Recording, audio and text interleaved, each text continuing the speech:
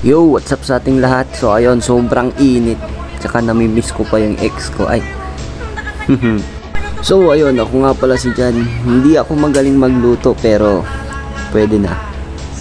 So ayun, nilagay ko na nga yung ating lutuan. Tsaka naghulog ako ng mantika. At yun nga, pinainit ko na guys.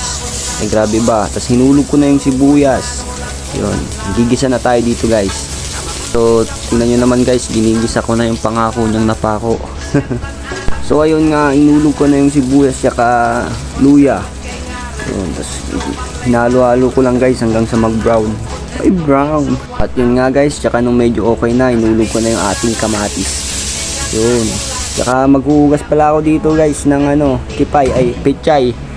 Pechay pala yan guys. Yun, so inugasan ko lang yan guys. Tingnan nyo naman guys yung nag-brown na ako, nagmamantika na guys. At ihulog na natin yung ating tahong. Yun, sariwa fresh from the farm. Tingnan nyo naman guys. Tingnan nyo naman guys, kumukulo na. Malapit-lapit na yan guys. Yun. Ay siguradong mapapakain ka talaga. At yun nga, nung medyo okay na, huli ko nang nilagay yung ating pechay. Yun, bagong hugas lang yan guys. Yun. At ito na nga guys, yun, luto na guys. So, tara na, kain na. Yeah, mantayon amin. Tawag yung larati kakaabay yung chismosa.